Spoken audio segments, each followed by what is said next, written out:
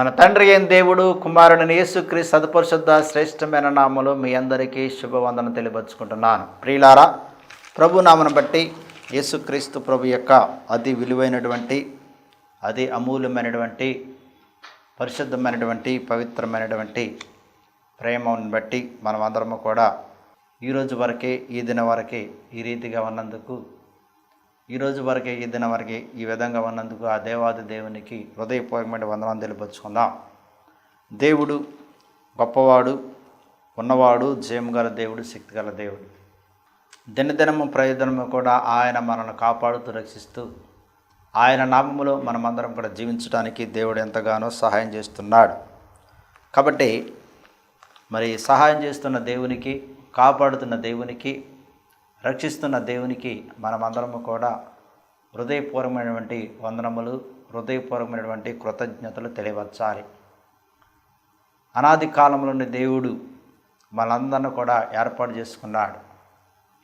దేవుడు అసలు మనల్ని ఏ విధంగా ఏర్పాటు చేసుకున్నాడు, దేవుడు ఏ విధంగా మనల్ని ఇహలోకములో ఏ విధంగా ఎన్నుకున్నాడు, దేవుడు ఇహలోకములో మనల్ని ఏ విధంగా ఇహలోకములో పుట్టడానికి, ఇహలోకంలో జన్మించడానికి కారణమై ఉన్నాడు. ఇది ఒక మంచి అద్భుతమైనటువంటి ఆలోచన, ఇది ఒక మంచి అద్భుతమైనటువంటి తలంపు. ఎందుకంటే ప్రియులారా, ఈ భూలోకంలో కోట్లాది కోట్ల మంది జీవిస్తున్నారు. ఈ భూలోకంలో కోట్లాది కోట్ల మంది పుడుతున్నారు. ఈ భూలోకంలో కోట్లాది కోట్ల మంది చనిపోతున్నారు. ఈ భూలోకంలో కోట్లాది కోట్ల మంది మరి జీవిస్తూ చనిపోతూ అనేక మంది యహలోకం నుంచి వెళ్ళిపోయినటువంటి వారు ఉన్నారు. అనేక మంది యహలోకంలోనికి వచ్చినట్టు వారు కూడా ఉన్నారు. మరి యహలోకంలోనికి రావటానికి ఒక అదృష్టం అనేది ఉండాలి. ఇహలోకములో జన్మించడానికి ఒక ప్రణాళిక అనేది ఉండాలి. యహలోకములో జన్మించి మన యొక్క జీవితాన్ని కొనసాగించడానికి దేవుడు ఒక మంచి ఉద్దేశాన్ని ఏర్పాటు చేసి ఉండాలన్నమాట. అందుకని దేవుని యొక్క ఉద్దేశ ప్రకారము, దేవుని యొక్క ప్రణాళిక ప్రకారము, దేవుని యొక్క చిత్త ప్రకారము ఇహలోకములు ప్రతి ఒక్క మనిషి, ప్రతి ఒక్క మానవుడు కూడా పుడతాడు, జన్మిస్తాడు, జీవిస్తాడు. పుట్టాలంటే అదృష్టం ఉండాలి, జీవించాలంటే అదృష్టం ఉండాలి, జీవితాన్ని కొనసాగించాలంటే అదృష్టము, దేవుని యొక్క ప్రణాళిక అనేది ఉండాలన్నమాట. ఆయన యొక్క ప్రణాళిక లేకుండా, ఆయన మన ఎడల ఒక అదృష్టాన్ని ఏర్పాటు చేయకుండా, ఆయన మన యొక్క జీవితం ఎడల ఒక ప్రణాళిక, ఒక ఉద్దేశాన్ని ఏర్పాటు చేయకుండా ఈ భూలోకంలో ఎవరు కూడా జీవించలేరు, ఎవరు కూడా జన్మించలేరు, ఎవరు కూడా తమ యొక్క జీవితాన్ని కొనసాగించలేరు. మనం ఒక్కసారి ఆలోచించుకున్నట్లయితే ప్రియులారా, మనుషుడి యొక్క మరణము, మానవుడి యొక్క మరణము ఎప్పుడు, ఏ సమయంలో, ఏ గడియలో వస్తుందో ఎవరికో తెలియదు. అది చిన్న వయసులో పసి బాలుల వలె, అది చిన్న బిడ్డల వలె ఉన్నప్పుడు వస్తుందా ప్రియులారా? వాళ్ళ తల్లి గర్భంలో ఉన్నప్పుడే మరణం అనేది సంభవిస్తుందా? మరి చాలామంది తల్లి గర్భంలో ఉన్నప్పుడు మరణించే వాళ్ళు చాలామంది ఉన్నారు. చాలామంది మరి బిడ్డలను కూడా కనకుండా అబార్షన్ చేసుకునేవాళ్ళు చాలామంది ఉన్నారు. మరి బిడ్డను కనే దినాల్లో కూడా మరణించేవాళ్ళు కొంతమంది కూడా ఉన్నారు. మరి బిడ్డ కన్న తర్వాత కూడా మరణించేవాళ్ళు మరికొంతమంది ఉన్నారు. మరి పిల్లలు ఎదిగే సమయంలో కూడా మరణించేవారు మరికొంతమంది ఉన్నారు. ప్రియులారా, మరి ఇట్లా అనేక మంది ఇహలోకములో మరణాలు పొందేవారు ఉన్నారు. కానీ మరణాన్ని ఇంకా చవి చూడకుండా, ఇంకా మరణాన్ని మనము మరి పొందకుండా ఇంకా జీవిస్తున్నామంటే ఇది దేవుడు ఇచ్చినటువంటి గొప్ప జీవిత బహుమానం అన్నమాట.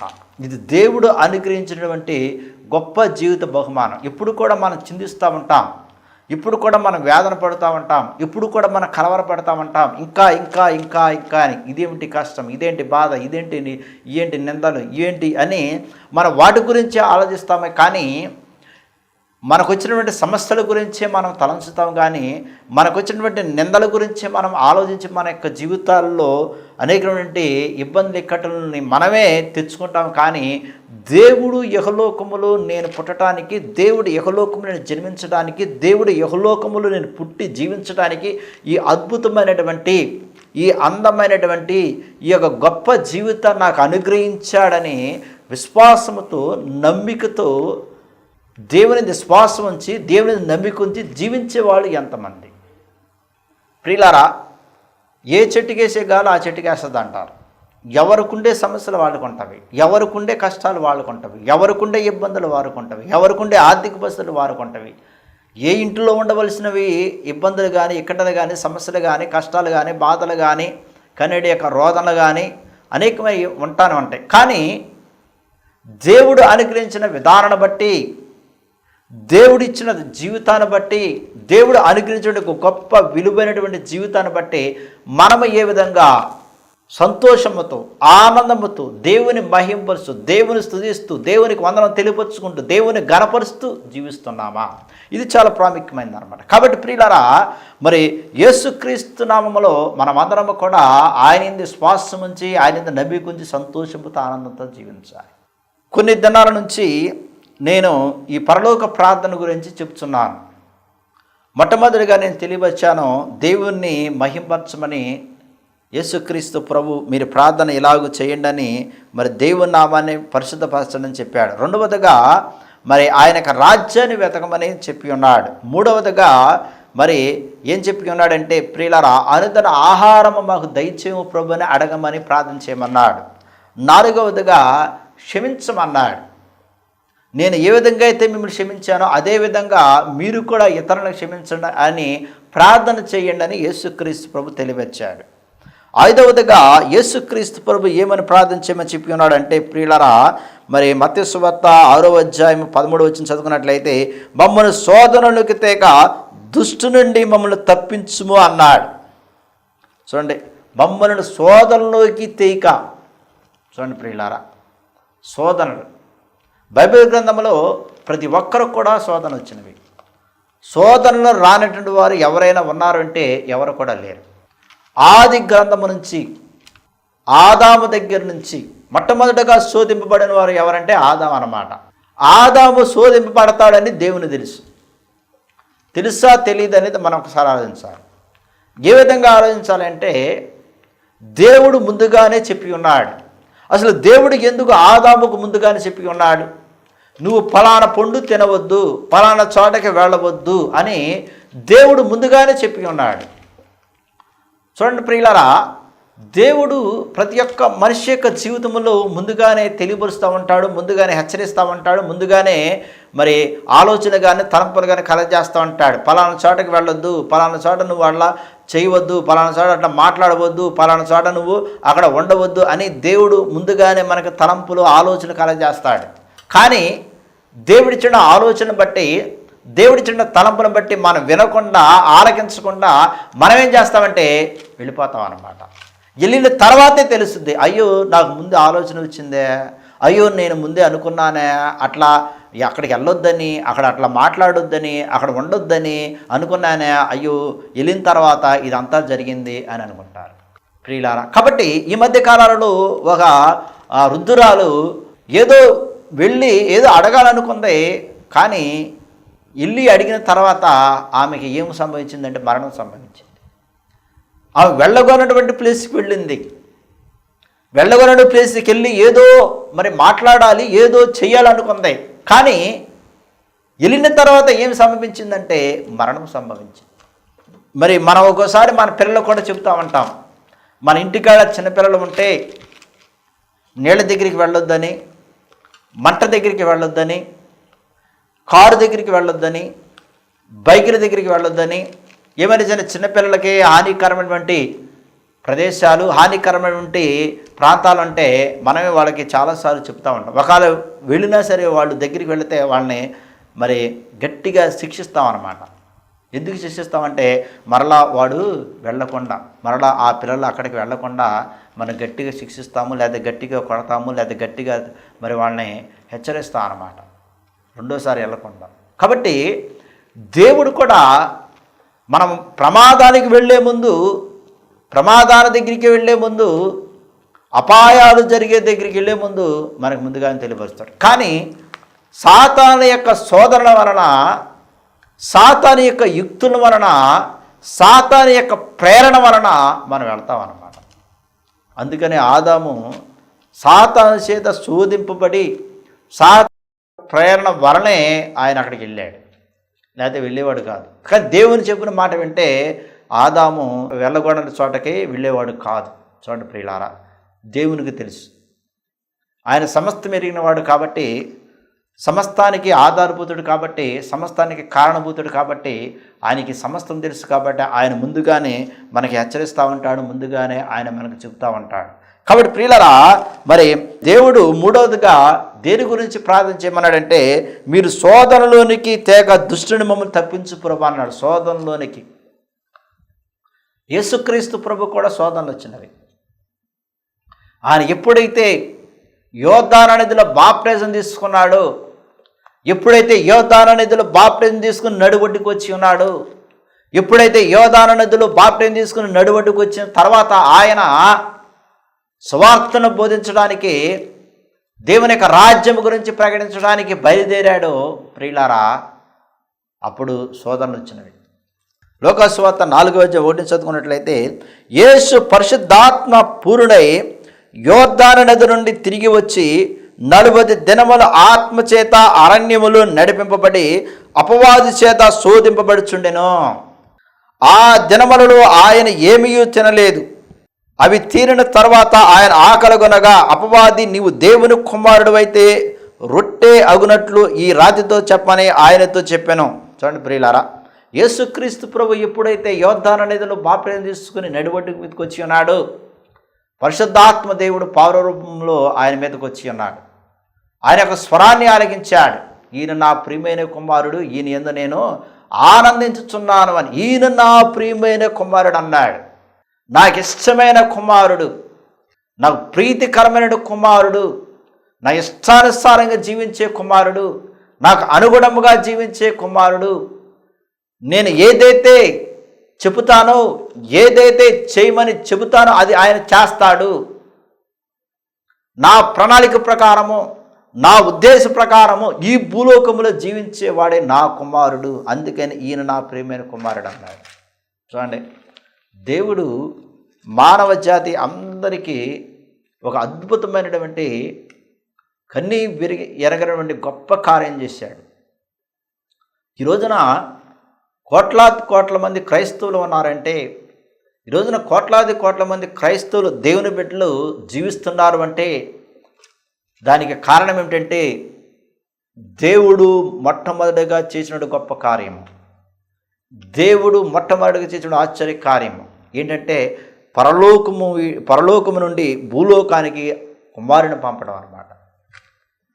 నిజముగా దేవుడు తన కుమారుని యొక్క భూలోకానికి పంపకపోతే, భూలోకానికి రావడానికి కారణం అవ్వకపోతే, దేవుడు తన కుమారుని యొక్క భూలోకానికి రక్త మాంసాలు ధరించుకుని నీవలే నావలే ఆయన ఈ భూలోకానికి రాకపోతే మానవ జాతి, మానవ యొక్క మనుగడ, మానవుని యొక్క ఉనికి, మానవ యొక్క జీవితము ఎలా ఉండేదంటే ఎవరు ఊహించుకునేవాడు కాదు.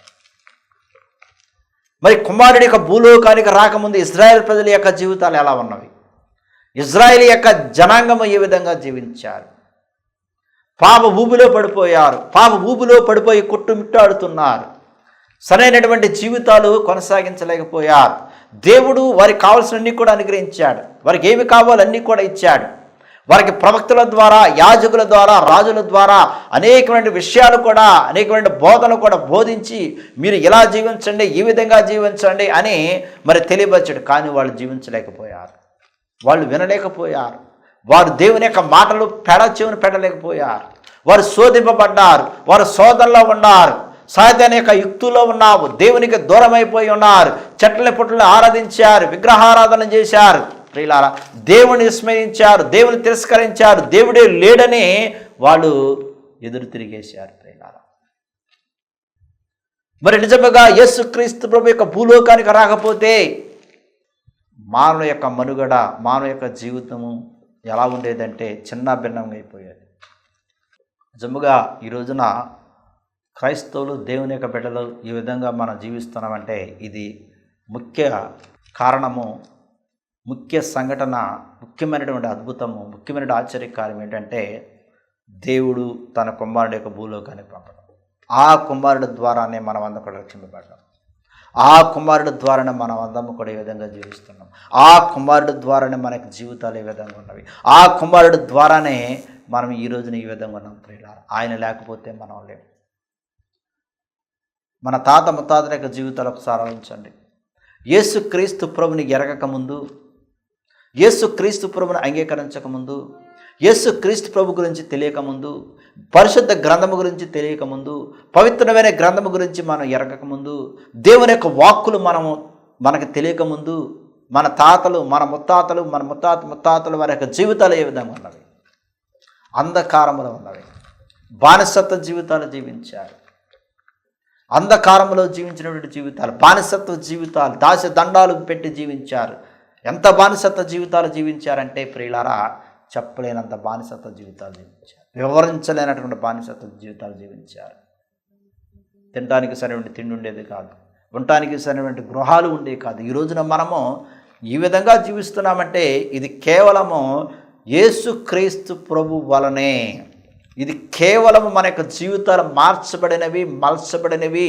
మనము ఈ విధంగా ఆశీర్వదింపబడ్డామంటే, మనం ఈ విధంగా దీవించబడ్డామంటే, ఈ విధంగా మనం రక్షింపబడ్డామంటే, ఈ విధంగా మన శాంతితో, సమాధానంతో, ప్రేమతో, ఆప్యాయతతో, అనురాగముతో మనం జీవిస్తున్నామంటే ఇది యేసుక్రీస్తు ప్రభు వలనే, తండ్రి కుమారుడు ద్వారా చేసినటువంటి గొప్ప కార్యాలు అన్నమాట. ఏ మానవుడు కాదు, ఏ మనిషి కాదు, ఈ భూలోకంలో ఎవరు కూడా కాదు ప్రియులారా. అందుకని కుమారుడు కూడా ఈ భూలోకములో జీవించినప్పుడు, కుమారుడు యొక్క భూలోకములో తన యొక్క జీవితాన్ని కొనసాగించినప్పుడు, కుమారుడు ఈ భూలోకములు తన యొక్క సువార్తను ప్రకటించే ముందు సాతానుడు శోధించాడు. అందుకని యేసు పరిశుద్ధాత్మ పూర్ణై యోర్దాను నది నుండి తిరిగి వచ్చి 40 దినములు ఆత్మచేత అరణ్యములో నడిపింపబడి అపవాది చేత శోధింపబడుచుండెను. ఎవరి చేత శోధింపబడ్డాడంటే అపవాది చేత శోధింపబడ్డాడు. చూడండి, అంటే శోధనలు ఎలా వస్తాయో, మనం ఏ విధంగా శోధింపబడతామో, మన యొక్క బలహీనతలు ఎరిగిన దేవుడు మనకున్నాడు. కానీ మన యొక్క బలహీనతను చూసి ఆయన మనల్ని త్రోసిపుచ్చే దేవుడు కాదు, ప్రక్కన పెట్టే దేవుడు కాదు, విడనాడే దేవుడు కాదు, విడిచిపెట్టే దేవుడు కాదు. మన యొక్క బలహీనతలు, మన యొక్క శక్తిహీనతలు అన్నీ కూడా ఆయన ఎరిగి ఉన్నాడు. మన బలహీనతలను బట్టి ఆయన మనల్ని హీనంగా దీనంగా చూసే దేవుడు కాదు. అంటే యేసుక్రీస్తు ప్రభు మనవలే ఆయన మనకన్నా ముందుగానే శోధింపబడ్డాడు. అందుకనే పరలోక ప్రార్థనలో ఏమి చెప్పాడు? మీరు శోధనలో నుండి తప్పించు ప్రభు అని ప్రార్థన చేయండి అన్నాడు. దినదినం ప్రతిదినం వచ్చే శోధనలు. అందుకని యేసుక్రీస్తు ప్రభు కూడా ఇక్కడ శోధింపబడ్డాడు. ఏ విధంగా శోధింపబడ్డాడు? అపవాది చేత. అపవాది అంటే సాతాను చేత శోధింపబడ్డాడు. సాతాను యొక్క యుక్తుల చేత శోధింపబడ్డాడు. సాతాను యొక్క పన్నాగాల శోధింపబడ్డాడు. సాతాను యొక్క క్రియల ద్వారా శోధింపబడ్డాడు. సాతాను యొక్క యుక్తుల ద్వారా శోధింపబడ్డాడు. అందుకని అపవాది చేత శోధింపబడుచుండెను. ఆ దినములో ఆయన ఏమీ తినలేదు. నిజంగా యేసుక్రీస్తు ప్రభు ఆయన అరణ్య ప్రదేశానికి వెళ్ళి ప్రార్థన చేస్తున్నప్పుడు ఏమైనా తింటే అపవాది నిజంగా ఇంకెక్కువగా శోధించేవాడు. ఆయన ఏమీ తినలేదు కాబట్టి ఆత్మచేత పరిపూర్ణమైపోయి పరిశుద్ధాత్మ చేత నింపబడి శరీర బలహీనత కన్నా ఆత్మ బలముతో ఆయనకి ఎక్కువగా శక్తిమంతుడిగా ఉన్నాడు, బలాఢ్యుడిగా ఉన్నాడు. నిజంగా మనలో ఎవరైనా సరే ఎక్కువగా ప్రార్థన చేస్తే ఎంత బలము గలవారం ఉంటాం, ఎంత ధైర్యం గలవారం ఉంటాం, ఎంత శ్వాసము గలవారం ఉంటాం ప్రియులారా. ఎక్కువగా ప్రార్థన చేయాలి. ఎటువంటి ప్రార్థన చేయాలి? ఏదో మన మందిరాల్లోకి వెళ్ళి లేకపోతే గుళ్ళోకి వెళ్ళి లేకపోతే జనసమూహానికి వెళ్ళి చేసే ప్రార్థన చేత మన బలవంతులు అవ్వం ప్రియులారా. ఆత్మచేత నింపబడం. ఏకాంతముగా ఒంటరిగా ప్రార్థన చేయాలి. ఏకాంతమైన ప్రార్థన, ఒంటరిగా ప్రార్థనతోనే మనం బలవంతులుగా అవుతాం. జనసమూహంలో కానీ గుంపుల్లో కానీ వేరు చోట మనం ప్రార్థన చేస్తే మన బలవంతులు అవ్వం, బలహీనలు అవుతాం. ఒకసారి ఏదో మన యొక్క తృప్తి, అలా ప్రార్థన చేసాము, ఎలా ప్రార్థన చేసాము, అట్లా ప్రార్థన చేసాము, ఇట్లా ప్రార్థన చేసాము అని ఒక తృప్తి అనేది ఉంటుంది. కానీ దానితో మన బలవంతులం. ఈ రోజున క్రైస్తవులు దేవుని బిడ్డలు ఎక్కువ మంది అటువంటి ప్రార్థనలు చేస్తున్నారే కానీ ఏకాంతం కలిగిన ప్రార్థన, ఒంటరిగా కలిగిన ప్రార్థన చేయట్లేదు. ఏకాంతం కలిగిన ప్రార్థనలో వారు జీవించట్లేదు, దానికి ఇష్టపడతలేదు. ఎందుకంటే ఎవరు చూడరు కదా, దేవుడు ఒక్కడే చూస్తాడు కదా. గుంపులు జనాలు ఉన్న చోట, మందిరాల్లో జనాలు ఉన్న చోట ప్రార్థన చేయడానికి చాలామంది ఇష్టపడుతున్నారు. ఇవన్నీ జనాలు చూపించడానికి. ఈ రోజుల్లో షోయింగ్ ఎక్కువైపోయింది,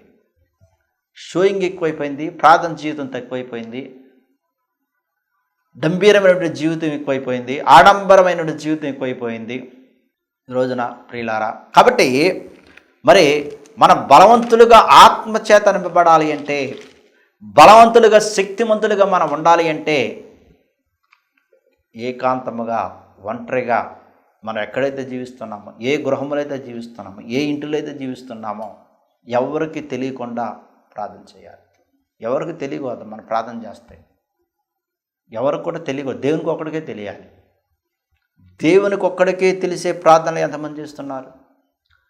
దేవునికి ఒక్కడికే తెలిసే ప్రార్థనలు ఎంతమంది జీవిస్తున్నారు ప్రార్థనలో ప్రియులారా. కాబట్టి అందుకని యేసుక్రీస్తు ప్రభు ఆయన ఒంటరిగా ఏకాంతమైన ప్రదేశానికి వెళ్ళి 40 దినాలు 40 రాత్రులు సువార్తను బోధించే ముందు, దేవుని యొక్క రాజ్యం గురించి ప్రకటించే ముందు ఆయన ఉపవాస ప్రార్థన చేశాడు. ఆత్మచేత నింపబడ్డాడు, పరిశుద్ధాత్మ చేత నింపబడ్డాడు. అందుకని అపవాది చేత శోధింపబడిన ఆ దినముల్లో ఆయన ఏమీ తినలేదు అని వాక్యం కూడా రాయబడి ఉంది. కాబట్టి ప్రియులారా, మరి యేసుక్రీస్తు ప్రభు ఈ విధంగా శోధింపబడ్డాడు, మొట్టమొదటిగానే శోధింపబడ్డాడు. మరి అపోస్తులు యేసుక్రీస్తు ప్రభు ఎన్నుకున్నటువంటి శిష్యులు కూడా శోధింపబడ్డాడు. ఒకనొక సందర్భంలో మరి యేసుక్రీస్తు ప్రభుకి ఇష్టమైనటువంటి శిష్యుడు, ప్రీతికరమైన శిష్యుడు ఎవరంటే పేతురు కూడా పలుసార్లు శోధింపబడ్డాడు. కానీ శోధింపబడిన తర్వాత ఏమయ్యాడు? పశ్చాత్తాపడ్డాడు, మారు మనసు పొందాడు. పేతురుకు ముందే చెప్పాడు, పేతురు ఒక గడియ వస్తుంది, ఒక సమయం వస్తుంది, అప్పుడు నేను ఎవరు నువ్వు ఎరగవని చెబుతావన్నాడు. ఒకనొక సందర్భంలో పేతురు ఎంపు చూసి యేసుక్రీస్తు ఏమన్నాడు?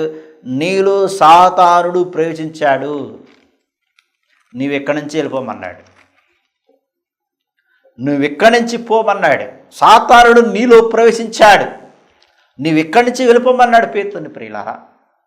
అదే పేతురుని కూడా ఒకసారి ఒక సందర్భంలో యేసుక్రీస్తు ప్రభు మరి శిష్యుల్ని అడిగాడు. ఏమని అడిగాడంటే, ప్రియులారా, ఇహలోకములో ఉన్నవారు నేను ఎవరిని అని అనుకుంటున్నారన్నాడు. కొంతమంది నువ్వు ఏలియా అని అనుకుంటున్నారు, ప్రవక్తలు ఒక ప్రవక్త అని అనుకుంటున్నారు, లేకపోతే మోషే అనుకుంటున్నారు, లేకపోతే రకరకాలని చెప్పారు సమాధానం. కానీ అప్పుడు పేతురుని అడిగాడు, నువ్వు నేను ఎవరిని అని అనుకుంటున్నావు అన్నాడు.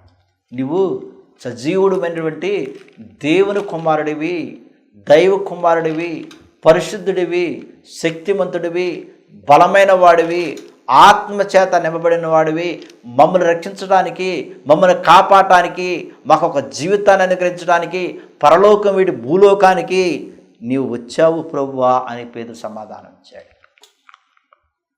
అప్పుడు యేసుక్రీస్తు ప్రభు ఏం చెప్పాడు? అదే పేతురికి ఏం చెప్పాడు? పేతురు, ఈ మాటలు నీ నోటి నుంచి వచ్చినవి కావు, నా తండ్రి, పరలోకమున నా తండ్రి నీలో ప్రవేశించి నీ నోటితోడ పలికించాడు అన్నాడు. చూడండి ప్రియులారా, ఏ పేతురునైతే నీలో సాతానుడు ప్రవేశించాడు, నువ్వు ఇక్కడి నుంచి వెళ్ళిపోమని చెప్పాడు, అదే పేతురు ఈ మాటలు పలికాడు. అంటే అప్పుడు సాతానుడు పేతురులో లేడు. చూడండి ప్రియులారా, మరి సాతాను యొక్క సోదరులో ఉన్న వారిని కూడా యేసుక్రీస్తు ప్రభు ఆయన విడుదల కలగజేశాడు. కాబట్టి మరి యేసుక్రీస్తు ప్రభుకి తెలుసు మనం ఏ విధంగా శోధింపబడతాము. అందుకని యాకోబు పత్రికలో రాయబడి ఉంది, అనేకమైన శోధనలు మిమ్మల్ని వెంటాడితేవే, సాతాను మీ భుజాల మీద ఉండి ఒక సింహం వల్ల ఎప్పుడు మింగుదామని చూస్తూ ఉంటాడు. కాబట్టి మీరు జాగ్రత్తగా ఉండి మెలకుగా ఉండి ప్రార్థన చేయండి అన్నాడు. అదేవిధంగా యేసుక్రీస్తు ప్రభు కూడా తనకి శిష్యులు చెప్పాడు, మీరు శోధనలో ప్రవేశించకుండా ఉండటానికి మీరు మెలకుగా ఉండి ప్రార్థన చేయండి అన్నాడు. శోధనలో ప్రవేశించకుండా అంటే సాతానుడికి అవకాశం ఇవ్వద్దు, సాతానుడికి సమయం ఇవ్వద్దు, సాతానుడికి సమయము అవకాశం ఇవ్వకుండా మీరు శోధనలో ప్రవేశించకుండా ఉండటానికి మీరు ఒకే ఒక ఆయుధాన్ని ఎంచుకోండి, ఒకే ఒక ఆయుధముతో మీరు జీవించండి, మీరు ప్రార్థన చేయండి అన్నాడు. ఈ రోజున ప్రార్థన చేసేవాళ్ళు ఎంతమంది ఉన్నారు? సాతాను యొక్క శోధనలతో ఉన్నవారు, శోధింపబడుతున్నవారు ఎంతమంది ప్రార్థన చేసేవాళ్ళు ఉంటారు? మనం ఎవరిదైనా పోట్లాడేమనుకోండి, అయ్యో నేను అట్లా పోట్లాడానా, ఇట్లా పోట్లాడానా, ఆ బూతు మాట్లాడినానే, ఈ బూతు మాట్లాడినానే, అయ్యో నేను చాలా చాలా మాట్లాడానని పశ్చాత్తాపడి, లేదా నేను శోధింపబడ్డానేం అని వెళ్ళి ప్రార్థన చేసేవాళ్ళు ఎంతమంది ఉన్నారు ప్రియులారా? అసలు మనోడు పోట్లాడాలంటే ముందుకు వస్తారు. పోట్లాడాలంటే ఎక్కడ లేని మాటలన్నీ వచ్చేస్తాయి. పోట్లాడాలంటే నాలుగే గిరగిరగిరగిరగిరగా తిరిగేద్దాం నోట్లో అంతే. ప్రియులారా, ఎంతమంది ఉన్నారు పోట్లాడిన తర్వాత ప్రార్థన చేసేవాళ్ళు? అయ్యో సాతానుడు ప్రవేశించాడు నాలో, నేను ఈ విధంగా మాట్లాడాను, ఈ విధంగా పోట్లాడాను, ఈ విధంగా నేను అన్నాను, ఈ విధంగా నేను అన్నానని ఎంతమంది పశ్చాత్తాపడే వాళ్ళు ఉన్నారు? ఎంతమంది పశ్చాత్తాపడి ప్రియులారా, ఎంతమంది పశ్చాత్తాపడి ప్రార్థన చేసేవాళ్ళు ఉన్నారు? కొంతమంది మోసం చేసేవాళ్ళు ఉన్నారు, కొంతమంది దొంగతనాలు చేసేవాళ్ళు ఉన్నారు, కొంతమంది ఇష్టానుసారంగా జీవించే వాళ్ళు ఉన్నారు. జీవించేసిన తర్వాత, మోసం చేసిన తర్వాత, అన్యాయంగా అక్కడంగా జీవించిన తర్వాత అయ్యో నా జీవితమే ఇలా జరిగిందా, ఈ విధంగా జరిగిందా, అయ్యో సాతానుని ప్రవేశించి సాతాను ప్రేరణ చేత ఈ విధంగా చేశానా అని ప్రార్థన చేసేవాళ్ళు ఎంతమంది ఉన్నారు ప్రియులారా? అందుకని యేసుక్రీస్తు మీరు శోధనలు ప్రవేశించకుండా ఉండటానికి ప్రార్థన చేయండి అన్నాడు. మెలకుగా ఉండి ప్రార్థన చేయమన్నాడు. ఎల్లప్పుడూ ప్రార్థన చేయమన్నాడు. సదా ప్రార్థన చేయమన్నాడు. ఎందుకు యేసుక్రీస్తు ప్రభు మెలకుగా ఉండి ప్రార్థన చేయమన్నాడు? ఎందుకు యేసుక్రీస్తు సదా మీరు ప్రార్థన చేయమన్నాడు? ఎందుకు యేసుక్రీస్తు ప్రభు మీరు సాతానులో ప్రవేశించకుండా ఉండటానికి ప్రార్థన చేయమన్నాడు? ఎందుకు చేయమన్నాడు అంటే దేవునికి తెలుసు. మనుషులు, మానవుడి భూలోకంలో ఎక్కువగా ఎదుర్కొనేది ఏంటంటే శోధనలు. మనిషికి, మానవుడికి ఎక్కువగా ఉండేది అంటే బలహీనతలు. మనం అందరం కూడా బలవంతులు కాదు, ఇహలోకంలో బలహీనులుగా జీవిస్తున్నాం. ఇహలోకంలో చాలామంది, ఎక్కువ మంది బలహీనులే, బలవంతులు కాదు. ఎవరు కూడా ఆకాశం నుండి కింద పడిన వాళ్ళు ఎవరు లేరు. అందరూ కూడా రక్త మాంసంలో ధరించుకుని ఒక తల్లి గర్భము ద్వారా ఈ భూలోకంలో జన్మించిన వారే. ప్రతి ఒక్కరు కూడా ఈ భూలోకంలో తల్లి గర్భము ద్వారా జన్మించిన వారే. సాతానుడు అనేక రకాలుగా శోధిస్తూనే ఉంటాడు ప్రతి ఒక్కరి యొక్క జీవితంలో. ప్రతి ఒక్కరి యొక్క జీవితంలో సాతానుడు అనేక రకాలైనటువంటి ప్రేరణ కలుగజేస్తూనే ఉంటాడు. కాబట్టి మన యొక్క సాతానిక యుక్తుల నుంచి, సాతాను యొక్క పన్నాగాల నుంచి, సాతాను యొక్క క్రియల నుంచి, సాతాను యొక్క యుక్తుల నుంచి మనం బయటపడాలంటే ఏమి చేయాలంట? శోధనలోనికి వెళ్లకుండా ప్రార్థన చేయాలి. ఎంతమంది ప్రార్థన చేస్తున్నారు? యేసుక్రీస్తు ప్రభు చెప్పినట్టు ప్రార్థన, మీరు ఇలాగూ ప్రార్థన చేయండి అన్నాడు యేసుక్రీస్తు ప్రభు. ఇలాగూ ఎవరు ప్రార్థన చేస్తున్నారు? ఈ రోజున ప్రార్థనలు చాలా చాలా ఎక్కువైపోయింది. ఎన్ని ప్రార్థనలు ఎక్కువైపోయినాయి అంటే చెప్పలేని ప్రార్థనలు ఎక్కువైపోయాయి ప్రియులారా. యేసుక్రీస్తు ప్రభుని పట్టించడానికి కూడా యోధా శోధింపబడ్డాడు. యోధాలో కూడా సాతానుడు ప్రవేశించాడు. అందుకని ఒక ముద్దు చేత యేసుక్రీస్తు ప్రభుని పట్టించాడు. యోధ ధన వ్యామోహముతో ధనాన్ని అర్చించి ధనాన్ని తీసుకుని యేసుక్రీస్తు ప్రభుని పట్టించడానికి పూనుకున్నాడు. కాబట్టి ప్రియులారా, అనుదిన జీవితంలో అనేకమైన శోధనలు వస్తాయి. ఈ శోధన నుంచి మనం బయటపడాలి అంటే ఒకటే ప్రార్థన. యేసుక్రీస్తు ప్రభు చెప్పిన ప్రార్థన, యేసుక్రీస్తు ప్రభు నేర్పించిన ప్రార్థన, యేసుక్రీస్తు ప్రభు తెలియపరిచిన ప్రార్థన చేయాలి. దేవుడికి వాక్యం దీవించి మహిమవచనం గాక. ఆమేన్. ప్రార్థన చేసుకుందాం. మమ్మల్ని మిక్కిలిగా ప్రేమించిన మా యొక్క పరలోక తండ్రి, నీ ఘనమైన శ్రేష్టమైన నామనికి వందనాలు, స్తోత్రాలు నా ప్రభువా. నీ నామమున నీకు వాక్యాన్ని విని ఉన్నాం, ఆలకించిన వాక్యాన్ని మర్మాలు సత్యాన్ని బయలుపరిచినందుకు నీకే వంద, నీకే స్తోత్రం నా ప్రభువా. శోధనలు రాకుండా ఏ విధంగా ప్రార్థన చేయాలని నీకు వాక్కు ద్వారా తెలియపరిచావు. నీవు కూడా ఈ భూలోకంలో ఉన్నప్పుడు ఏ విధంగా శోధింపబడ్డావు, ఆ శోధనలు ఏ విధంగా ఎదుర్కొన్నావు, జయించావు మాకు తెలియపరిచావు. కాబట్టి నా తండ్రి, మేము కూడా మా యొక్క అనుదిన జీవితంలో వచ్చిన శోధన నుంచి ముక్తిని విడుదల కాల్చని ప్రార్థన చేస్తున్నా తండ్రి. ఎవరెవరైతే నా తండ్రి ప్రార్థన ఏకిపిస్తున్నా వారిని, వారి కూడా సభ్యుని అందరూ కూడా కృపత నింపండి, జీవించి విధానం కూడా తోడునేడుగా ప్రార్థన చేస్తున్నా తండ్రి. వారికి శక్తిని, బలమైన ఆరోగ్యం అధిగించిన ప్రార్థన చేస్తున్నా తండ్రి. అనారోగ్యంతో బాధపడే వరకు ప్రత్యేకంగా ప్రార్థన చేస్తున్నాను. అనేక మంది అనారోగ్యంతో బాధపడేవారు ఉన్నారు నా ప్రభువా. ఎవరెవరైతే అనారోగ్యంతో బాధపడుతున్నా నీకే తెలుసు. కాబట్టి నీ పరిశుద్ధమైన హస్తముల వారిపై ఉంచని ప్రార్థన చేస్తున్నా. వారికి శక్తిని కలచే, బలాన్ని కలచిన ప్రార్థన చేస్తున్నా. రక్తాన్ని ప్రోక్షించమని ప్రార్థన చేస్తున్నా తండ్రి. ఎవరెవరైతే నా తండ్రి అనేకమైన సమస్యలతో జీవిస్తున్నారు, సమస్తం ఎరిగిన వాడు నువ్వే కాబట్టి నా తండ్రి ప్రతి ఒక్క సమస్య నుంచి విముక్తిని విడుదల కాలని ప్రార్థన చేస్తున్న తండ్రి. మేము చేస్తున్న ప్రతి ఒక్క పనిపాట్లు కూడా తోడునేడుగా ఉండమని మా రక్షకుడైన యేసుక్రీస్తు సదుపరిశుద్ధ నామములో ప్రార్థన చేసి అడిగి తండ్రి. ఆమేన్.